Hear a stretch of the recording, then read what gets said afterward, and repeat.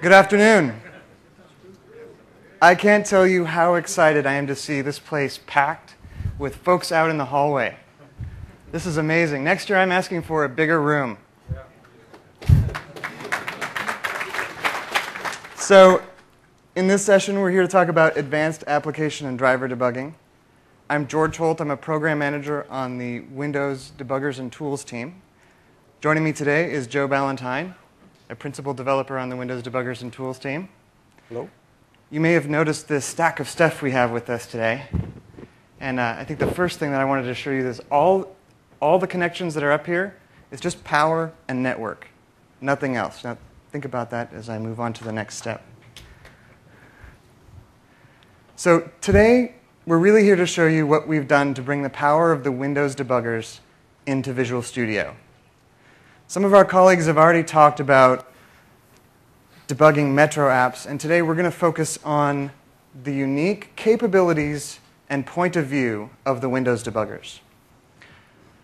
So we're going to talk about how debugging is easier and more powerful in Windows 8, how in Windows 8 engineers can debug drivers inside Visual Studio, and also how we provide more accurate information than ever when you're debugging optimized code. So we want you to leave this talk knowing how to use Windows debuggers to build and debug drivers and applications inside Visual Studio.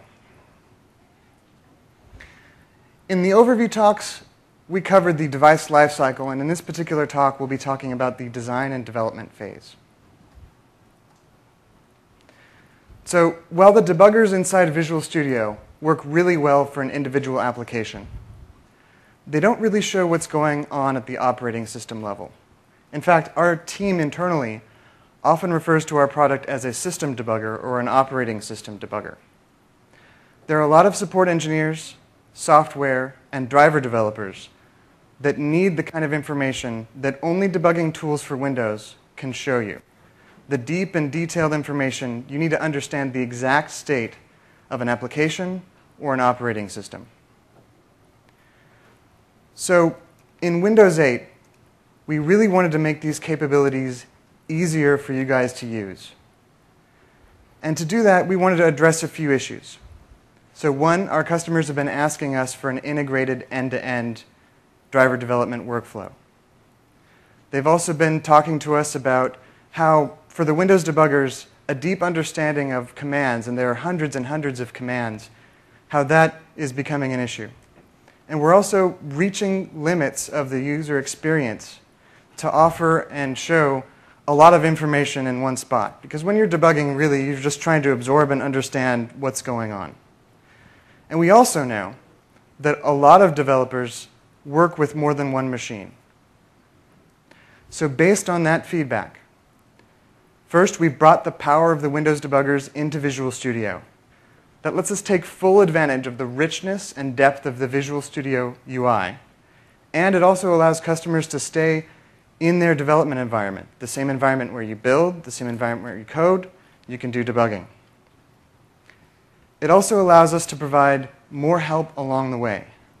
So we've introduced something in this release we call command hinting. It's like IntelliSense for debugger commands. So if you type something like process, no dot, no bang, it will bring up a list of all of the commands that are related to processes. If you start typing something, it'll show you the autocomplete list of things that go along with that. And while we did this, we're still supporting user mode and kernel mode, live and dump debugging, and local and remote scenarios.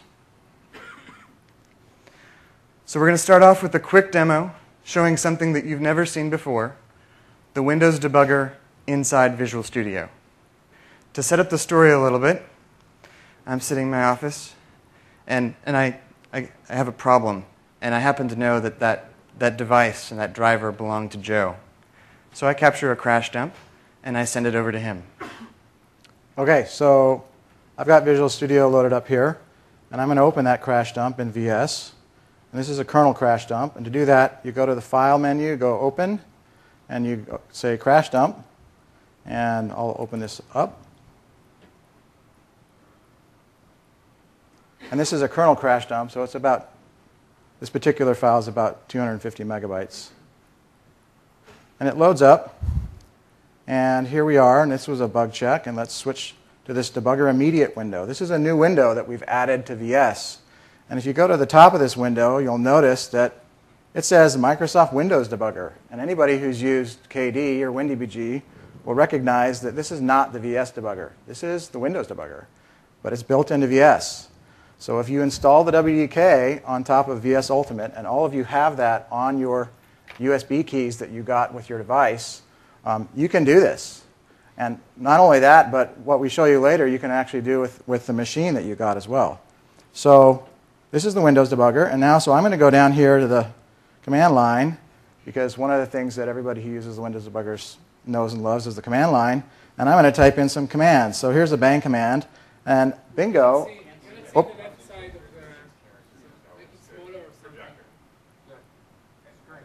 Which side can't you see? Oh, is it too small? No, it's cutting off the left side. Oh, it's cutting off the left side? Can you guys fix that back there?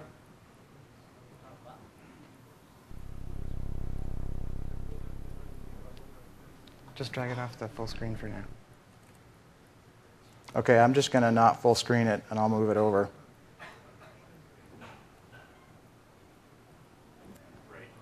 There we go. There. Can you see now? Okay, sorry about that. Looks like our calibration last night didn't work quite right. So, can you read the text? Do you want it to be bigger, or is this good?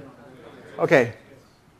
So if I type in a bang command, one of the things that you'll immediately notice is if I pause, it actually pops up a list, and there's all the bang commands that we support right in your face. So you don't need to know them all, right? It'll tell you them, and you can try them out. You can just run them. And so I'm going to actually run this one, bang C, and as you type, it actually changes the list. So we come down to CPU ID. So I'm going to go down and run bang CPU ID. And so this dump is on a 4-proc machine. And the other thing, so if I want it, let's dump the stack. And again, up pops all the different options for dumping the stack. So let's do it with KV. And this is another thing that's interesting is if I hit enter, it'll show me all the different other options related to that as well. So let's run. Okay, so we dumped out the stack, and this is a KV means dump it verbose. So when we look at the top of this, you'll actually see that it dumps it out with a bunch with the arguments. So the other thing to notice, though, is not only do we have IntelliSense for commands, but if I type in process, no bang, nothing, just process, it actually will show me all of the commands that have process somewhere in their help. So if you're trying to do something with the process and you want to figure out what commands might help you, we'll give you the list because it's right there. Right? So here's a list of commands, dot commands, bang commands, that are all related to process because they have process somewhere in their help.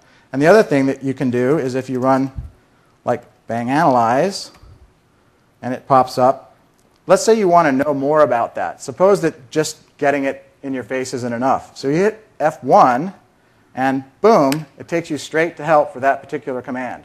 And this has got pretty much everything you'd ever want to know about bang analyze. So all you have to remember is hit F1 if you want to know more about a command. Okay, so the other thing that I want to do is sort of walk through what we see in VS. So the process that shows up in VS when you're debugging the kernel is the kernel. This is the MP binary for the kernel. And if you look at the threads, well, okay, there's 4 threads.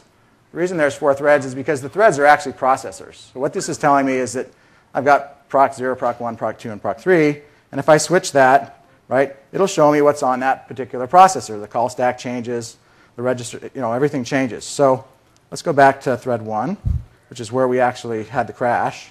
Right? And you'll notice that all the modules on this stack, and this is the VS call stack window, and it works great. Right? Here's the list of functions that were called, and they're all in the kernel. Right? So this was a crash down deep in the kernel, and this was actually a crash in KDNet. Actually, it's a crash in KDNIC, but we'll look at that later. As soon as we get back to Redmond. Yeah. So The other thing I want to point out is that the module list, if you look at the module list, these are all the modules that are loaded in the kernel. So these are all the drivers. So this is a list of all the drivers that are loaded in the system. So the bottom line is that you can now do kernel mode dump debugging inside VS. The VS windows all work, and all of the debugger commands and extensions that you might want to use also work. Back to George. Thank you. So let's take the story a little bit from there. Let's say that Joe was working really hard, but given the contents of the dump, he couldn't figure out exactly what was going on. I don't blame Joe. Sometimes things are just hard. So the next thing we're going to talk about is making it easier to set up debugging. In this case, we're talking about live kernel debugging. We have a partner that trains new driver developers. And one thing that they told us was that they spend about a day and a half of a 5-day training showing folks how to set up debuggers. That's too long. In this release, we've worked really hard to make it a lot easier to set up debugging. So in this release, we help you work with multiple target computers. In the past, you'd have to reconfigure the debugger for each target. You'd have to enter the settings each time. Now, we help you manage and work with multiple machines. Changing which machine you're working with is as easy as selecting a different item from a drop-down list and hitting attach. We've also added new transports in Windows 8. So transports like USB 3 and network debugging that really improve the everyday experience. It's faster to connect to your machines. Once you're connected, way more bandwidth. So when you're doing those full kernel dumps, it's several orders of magnitude faster? Yeah, it's not several. It's really fast. It depends if you're talking about serial or not. It's okay, you can clap. It's several orders of magnitude faster than serial. So the other thing is that there's no special cables needed or special dongles needed for these connections. So for USB 3, it's a simple A to A USB cable. They're pretty inexpensive. They're less than $10. Yep, no dongle. So if you're looking at network debugging, well, your computers are already connected via network. We work on that single connection. And another thing, as we're moving towards sleeker and thinner form factors, USB 3 actually fits. When we talk to manufacturers about serial ports, which are hard to find nowadays, especially when you look on the tablets, they don't fit. So USB 3, especially the micro and the mini, they work. So let's drill in a little deeper. So what I'm showing on the screen here right now is the Windows 7 story. On that side, we have the host. The host is debugging several targets.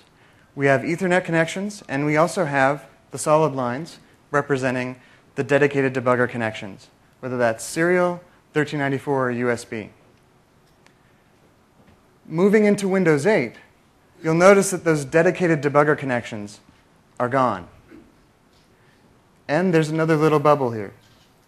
So in Windows 8, your colleagues can give you access to debug their computers, kernel debugging, regardless of where they are. As long as you're on the same local area network, you can access any of the machines once you're given permission. It's okay. We'll take questions at the end. So to show how it's easier to set up debugging, Joe's is going to give us a little taste of what it's like. Okay, so let me first get this window centered right. Okay. So one of the ways that we have to get into kernel debugging in VS is to go to the debug menu and click on Attach to Process. And when you do that, this large dialog opens, and at the top you'll notice there's this drop-down box that specifies a transport. So if you drop that down and pick kernel mode debugger, and then click on Find, it'll open up this dialog box that lets you connect to any of the machines that you've already got configured. So I've got several different machines that I've previously configured, and I'm actually going to go through and run through the configured process on this particular machine right here, which is DBG Demo 5. And I'm actually going to run through this process on this box. And essentially, there's a lot of stuff that happens to do this configuration. The first thing, the one thing that you have to do on the target machine is enable file sharing. You do have to enable file sharing, and you have to have an admin login to this machine that you can give to this configuration dialog. So it's going to actually move over all of the software that it needs to debug user mode processes on the target machine, as well as run tests on the target machine, as well as install drivers on the target machine. So it does a lot of work, and should be coming up with a prompt here shortly. Okay, so now it's actually installing the debuggers. And you'll notice at the top it installs TAFE, Test Authoring and Execution Framework. And then it configures the kernel debugger. And then it's done. So now it's done all the work needed to have this machine be kernel debugged. So we'll say, OK, it's finished.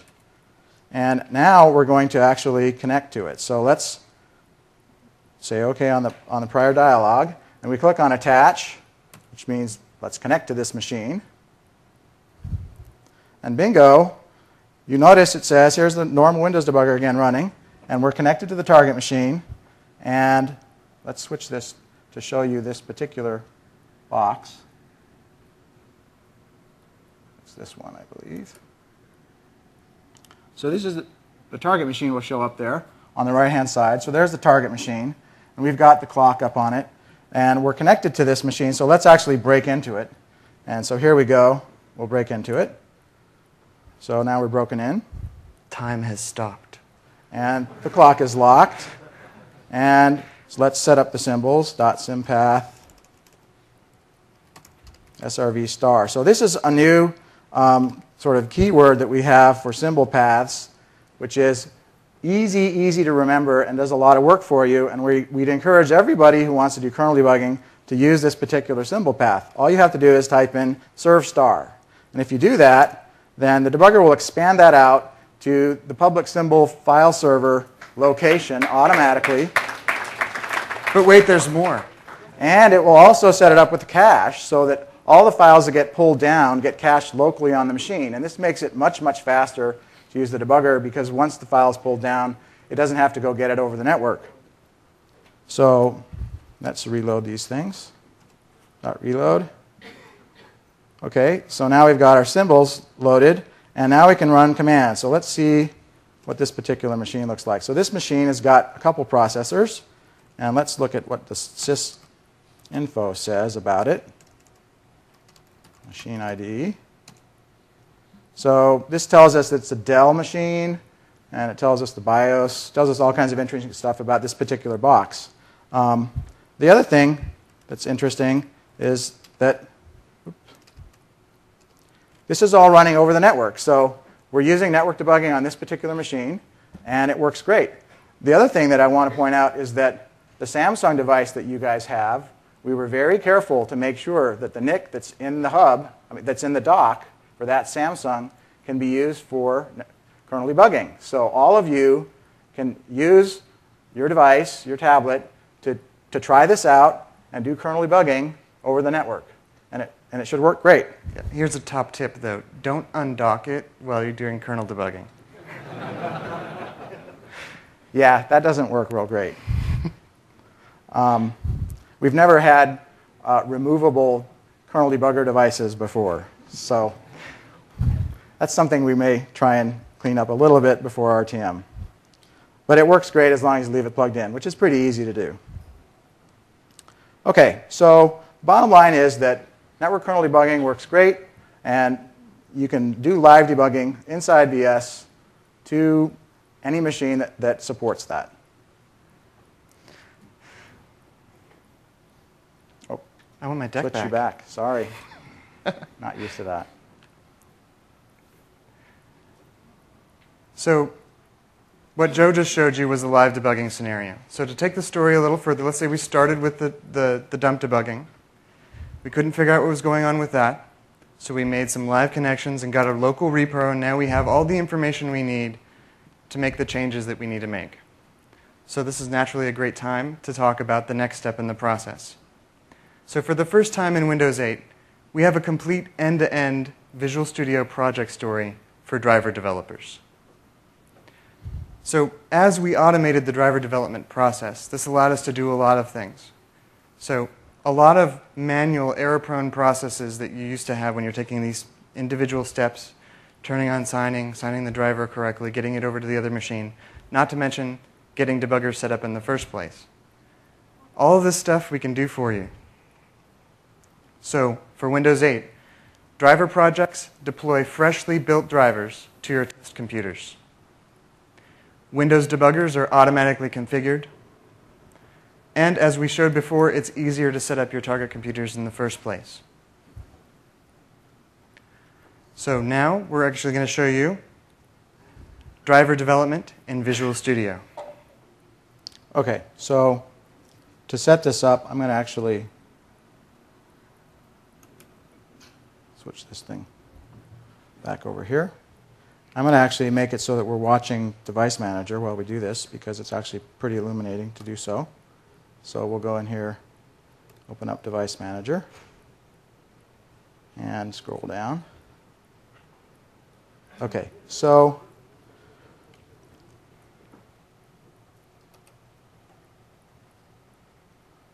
I'm back in VS, and I want to actually work on a driver that I'm developing. So I'm going to go open up a driver solution. So we come over here to Open Solution, and I'm going to pick KMDF driver 2. This is a kernel mode driver frameworks driver that I actually created with about 3 or 4 clicks. It turns out that in VS, we have a whole bunch of different frameworks for different types of drivers already set up, ready to go. And what I did was I went through essentially a wizard and created this, and it built the whole driver framework for me. And all I had to do when that was done was essentially to press F5. Now, in order to get the deployment to work, there's a few things that I had to do to the project file. I had to enable signing, and I had to actually set it up to deploy the driver package that gets built. But let's go build this thing. So what I'm going to do now is press F5, and here we go. And it tells me that it needs to rebuild the driver package, so I'll say yes. And then we'll watch the output over here. And you'll notice that it says that it's deploying the driver files for the project. So what's happening now is that it's actually moving the driver across to the target machine to put it there. And what we should see shortly is that it will show up in a new category in the Device Manager.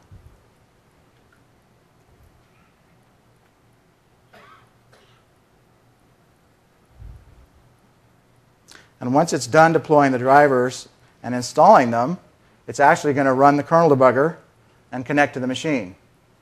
So it makes it so that when you hit F5, all the work that you used to have to do manually gets done for you.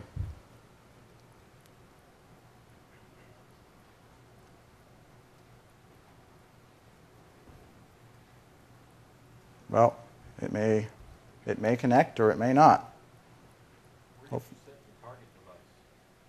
So the target device is set in the project. You tell it which, you know what, that may be part of what's going on here. Let's see here. Let's stop this. That may actually be very much what's going on. And kill this thing here. And let's go. So now we can show you exactly what we need to configure. Okay, so let's go to Package, Properties. That's probably what's wrong. What happened was we had everything set up last night, and then we left the network cables plugged into our target machine when we hauled it back to the hotel, and in the process, the network connector got damaged. So this morning when I was re-verifying that the demo worked, I found out, oh, my connector on my network is now damaged and doesn't work, so we had to replace our target machine. So you get to see things that you wouldn't have otherwise gotten to see. So let's see here. This is actually right. Mm-hmm. So down here, Driver settings, deployment. Okay, so this is the problem. So I have the wrong computer name set in here, so I'm going to actually change this to, this one is DBG Demo 5, I believe. Yep. And this is the same list of computers that we can configure before. Okay. So when you're setting up your project, you just use the list of computers that you've already configured, and you only have to go through that configuration process once. Close. Okay, so I think we're done. Let's say OK. The other thing you'll notice is that we're telling it where to install this. So we're telling it right here that we want to install this driver as the root, so it's a root enumerated driver. Okay, so let's say OK, and let's try this one more time. Yes, the package is out of date. Please do rebuild it. So hopefully now it'll try to connect to the correct machine. So it's checking the debugger settings, making sure that they're correct. And it actually uses TAFE to install the driver. Something happened. Okay, so now if you go over here and look, well, yeah, it's working. It's got, yeah, now it's. One of the things that you'll notice when it does this is that the target machine gets very busy and everything seems to come to a halt. But then it will continue running.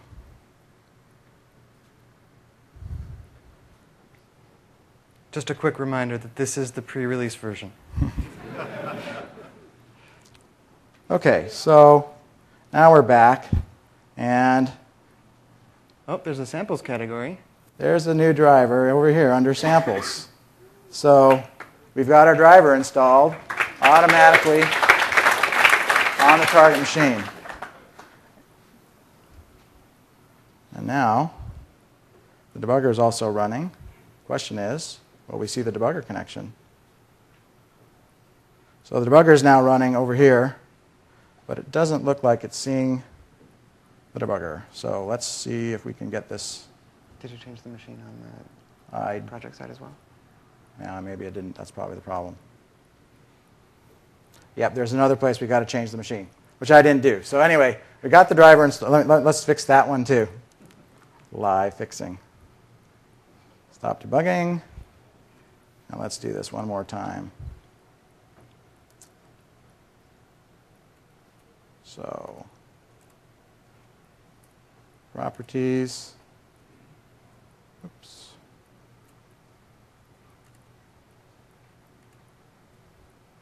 Driver settings.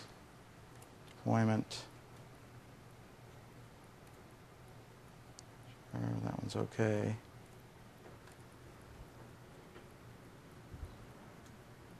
It's not this one. Where is it? This one. Okay, so that's why it didn't work. Oops. That's right. Configure. Yeah. Configure this. Set it to DBG Demo 5. Okay. Okay.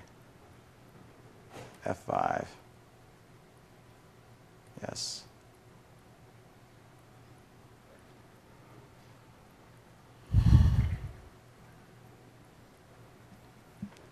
So one thing you may have noticed in that configuration dialog is that there's a giant key for network debugging.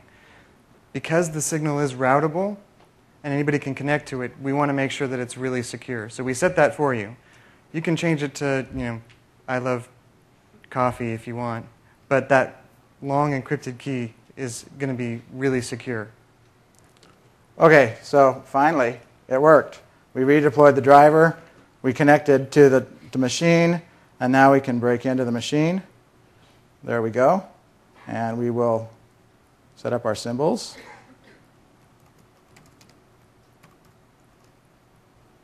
And dot reload. And we'll go over here to go back to our source code here.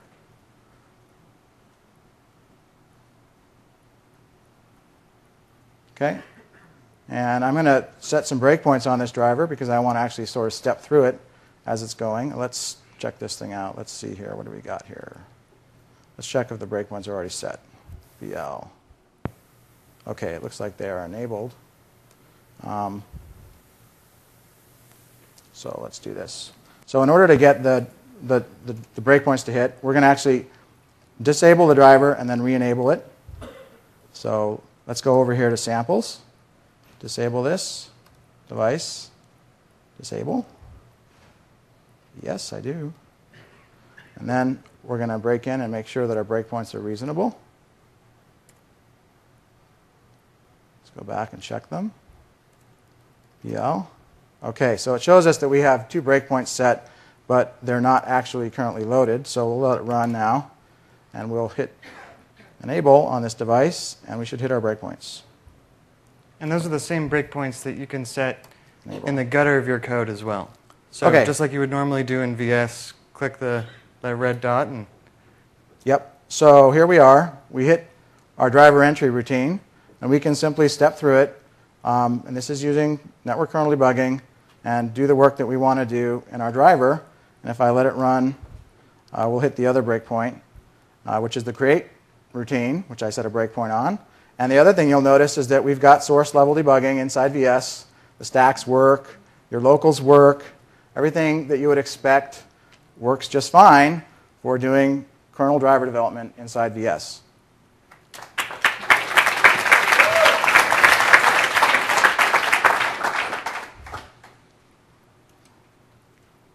And we're sorry that we had a few glitches there.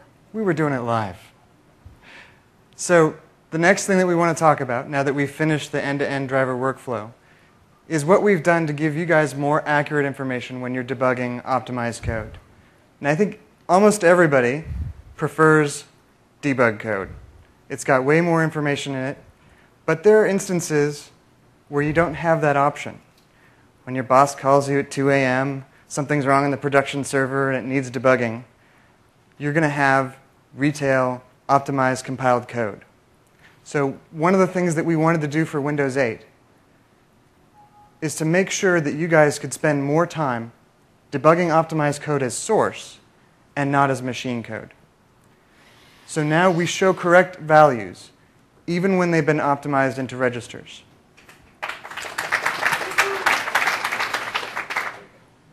You can step through optimized code.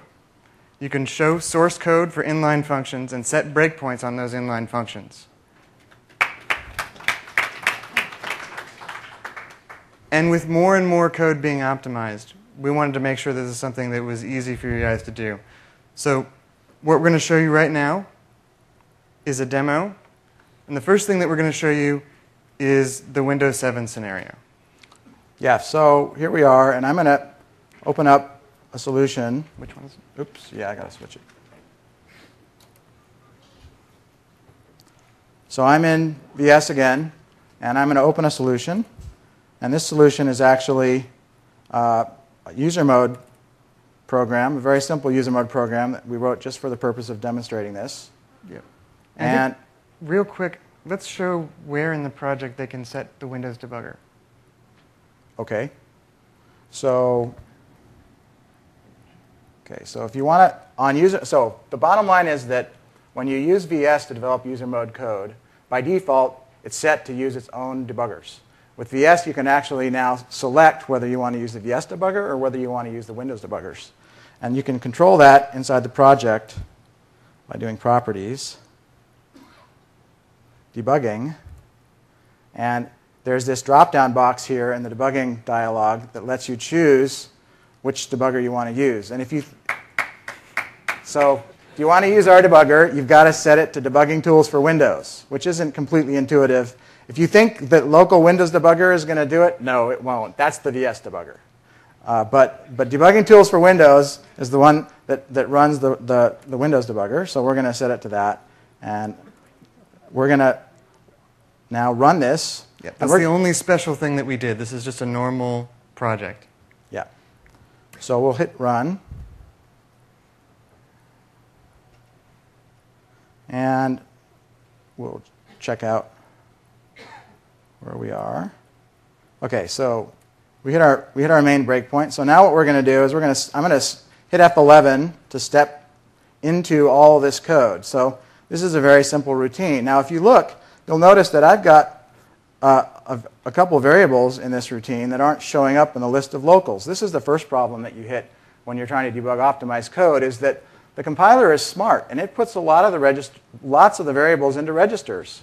And those variables that go into registers in the old days didn't show up in the PDB, so the debugger didn't know about them. And so the debugger couldn't show you them or show you what their values were. So we actually worked very closely with the compiler team to add the information that were required to do this to the PDBs. So there were changes to the compiler that were made. There were also changes to the debugger to be able to properly handle all of that extra information that's now in the PDBs. So let me step into this. And now I'm in this routine that's got 5 locals and a parameter, and we see all of 3 variables. So again, a bunch of the variables aren't there. And one of the things you'll notice as I'm stepping through this code is that it sort of seems to like jump all over. And now I'm calling down into this other function, which is actually an inline function, and we never even go up and hit it, right? We just keep stepping, and it never seems to step into it or anything. This is the other thing that happens, is that inline functions, you can't step to the source. So now I'm almost done, and okay, so now I'm finished, and a lot of stuff I couldn't find. So let's see what happens now if I run this with optimized debugging information added to the PDB with the new debugger. Okay, so let's kill this, relaunch this thing, open up the other project. Oops, too fast. Okay, so now I'm going to run this one, and this one is exactly the same code. The only difference is that we built this file with the debugging information. Now, the other thing that's interesting is, by default, when you build kernel mode code, we have these settings turned on, so that by default, when you're developing your drivers, all the inline information is there. Currently, right now, with the code that you're getting, if you want to use this for user mode debugging, there's another parameter that you actually have to set, and I'll show you that right now.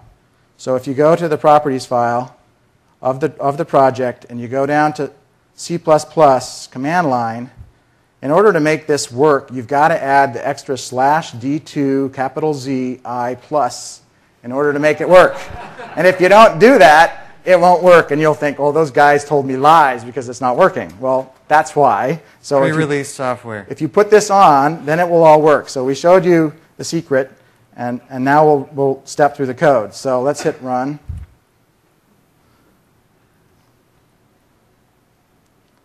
And we'll step in. And the first thing you'll notice is we now have a final variable showing up. And the other thing you'll notice once we step into this other routine is that all the variables are there. They all show up. And the other thing that's interesting is it shows this value unavailable. Well, the reason why there's value unavailable is because it literally is. This is a variable that's going to be stored in a register.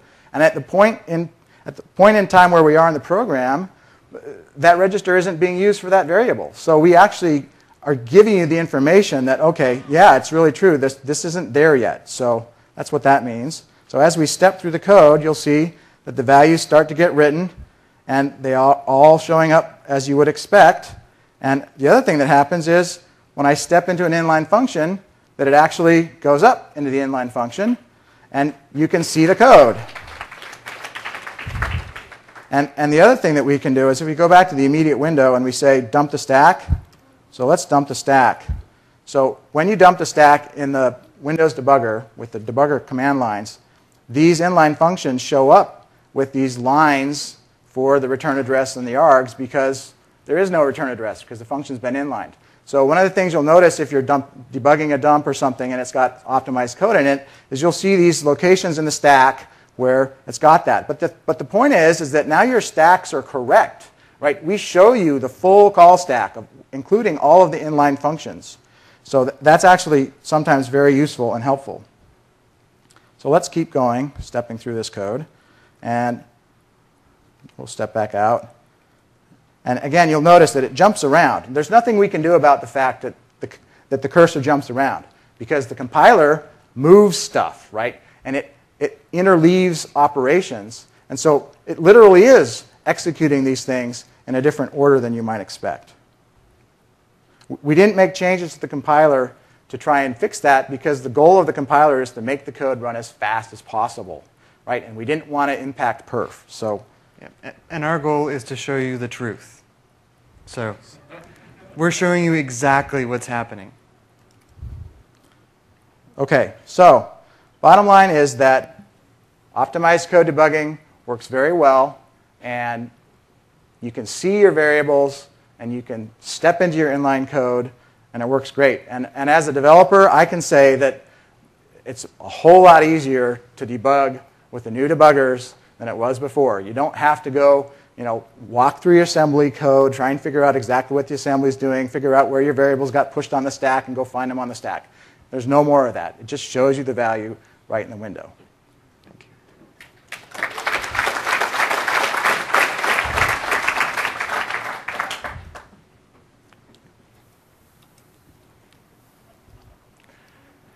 So to recap, debugging is easier and more powerful in Windows 8.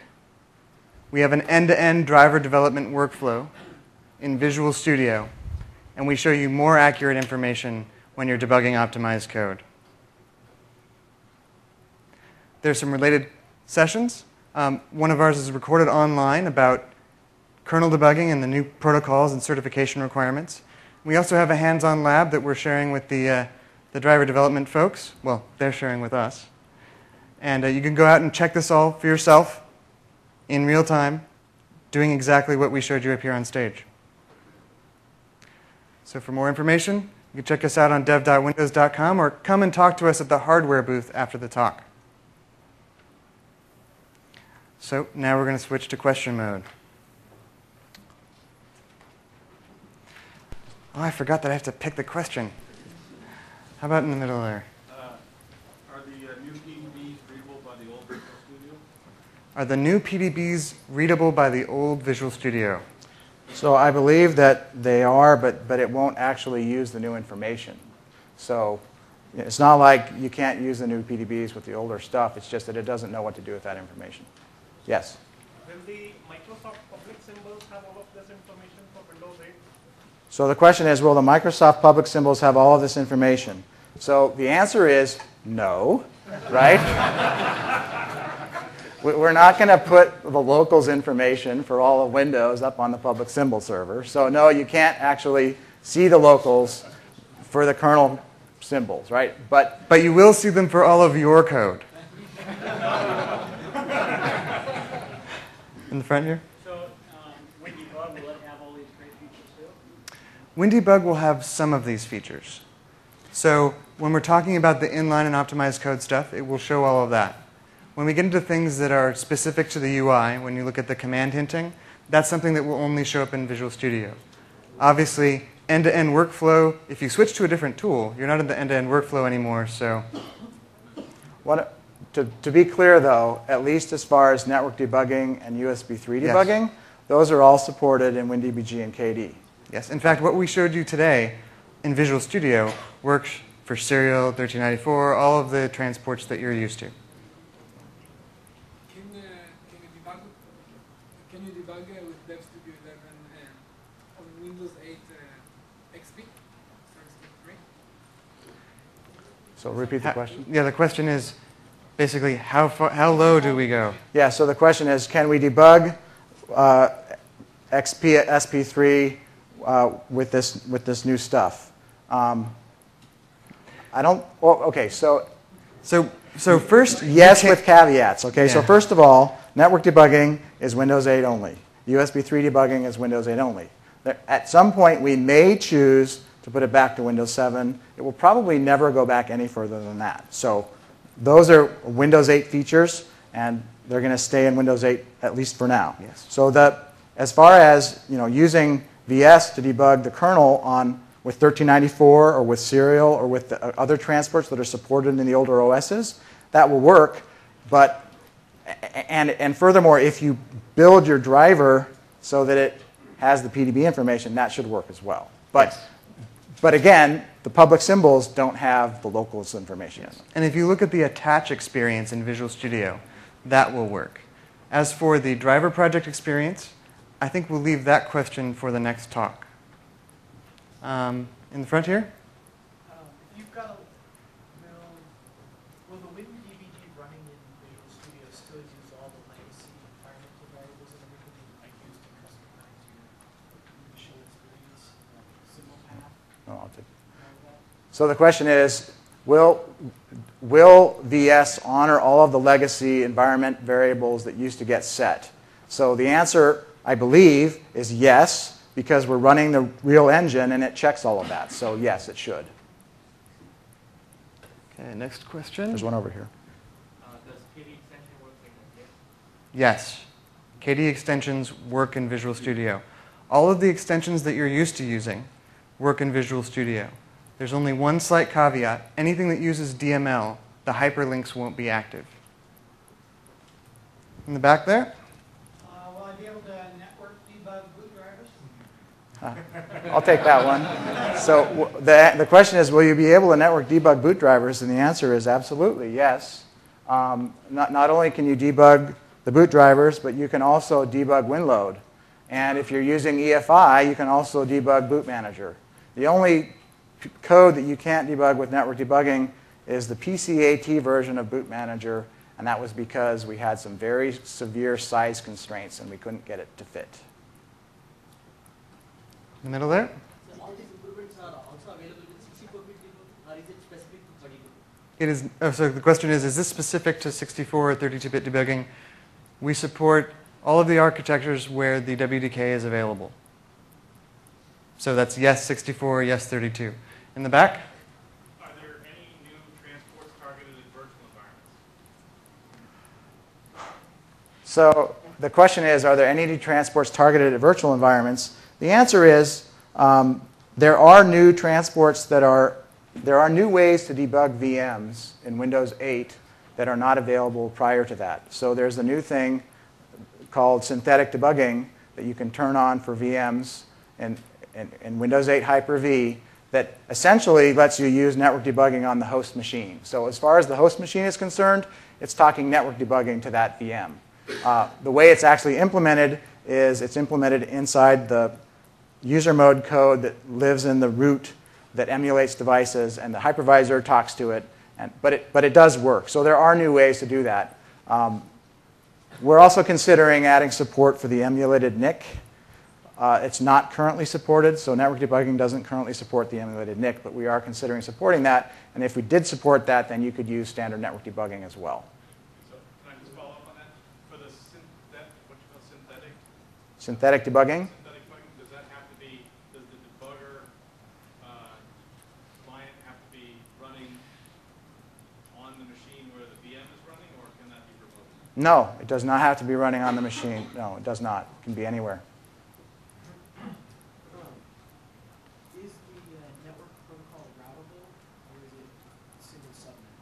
So the question is the network protocol routable? The answer is absolutely, right? So we actually do DHCP inside the tiny little network stack that runs to enable network debugging. So we end up using the same IP address that Windows uses on that machine. So yes, it is routable as long as it successfully gets a DHCP assigned address. And if it doesn't get a successful DHCP assigned address, then it falls back to using automatic private IP addressing, and it's a 169.254 address, and it will not route. It doesn't go through a router at that point. Next question. Does all this work with, let's say, host ARM and target x86 or vice versa? So the question is, does all this work with host ARM and target x86 and vice versa? The answer is yes. Well, VS doesn't. I don't know that VS is running on ARM yet, right? But if you're using WinDBG or KD, right, you can run it, the native files for whatever architecture you're running on your host machine, and debug any of the other architectures. Absolutely. That's always been supported. What about IPv6 network debugging? So the question is, what about IPv6 network debugging support? It's not there yet. That's probably going to be Windows 9. Are In the there back? any limitations for graphics debug? The question is, are there any limitations for graphics debug? I don't believe there are any. As far as I know, no. I saw a special drop menu which says graphics. I was wondering, why do you have a special tab for that? So that is for a different type of debugging. I believe there's another talk on debugging on graphics cards. Debugging graphics cards. Yes. We had a question over here. Can network debugging work on the Windows pre-install environment? So the question is, can the network debugging work on the Windows pre-install environment? I believe the answer is yes. You're talking Windows PE? Yes.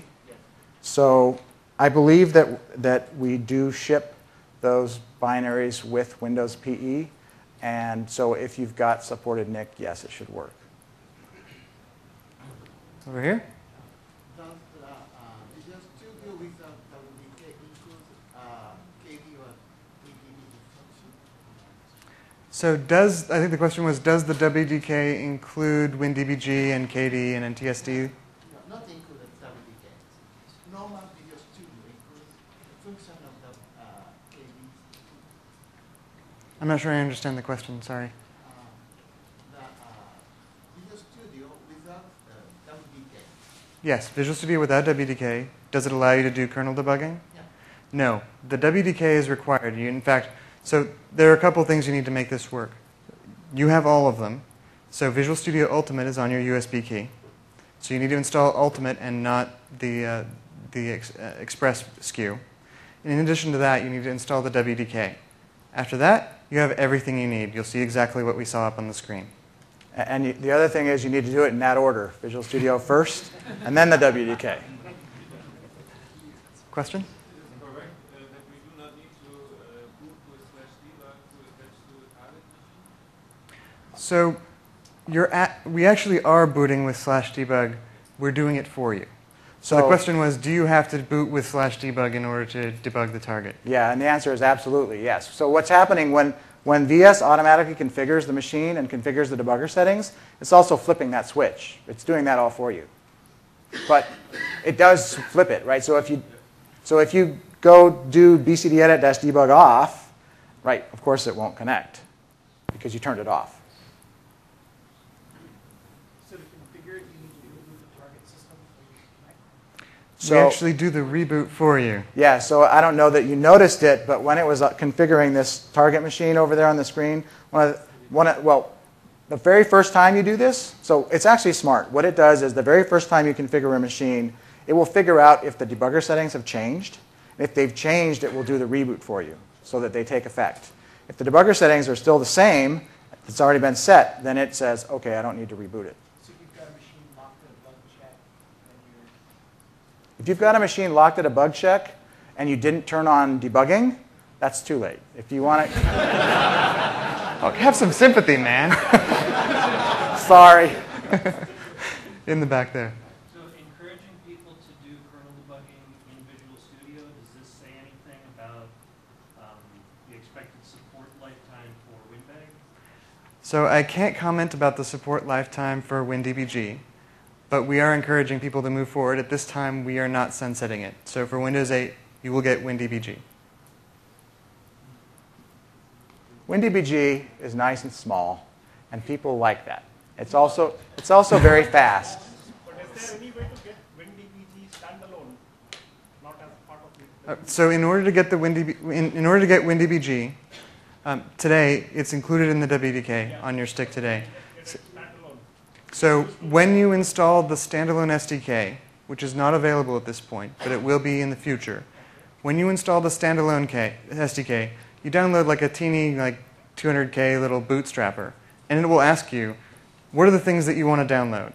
You can deselect everything except for the debugger. You download that, and that's all you get. In fact, we have a new experience that's coming where you'll be able to download something and cache it on a LAN location.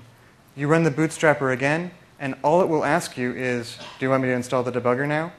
So that experience can be streamlined for your entire company once you go through it once. But it's not going to be shipped separately from the WDK. Any more questions? Yep. Will you still be able to Xcopy deploy from an installed WinDBG? Was the question, will you still be able to Xcopy install WinDBG? Was that the question?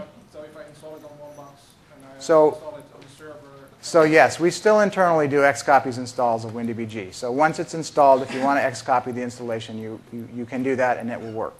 Yes. We are encouraging folks to use the Bootstrapper or MSI installs because in that state, they're serviceable. If you just Xcopy it, we don't know where it is. Any more questions? All right. Thank you.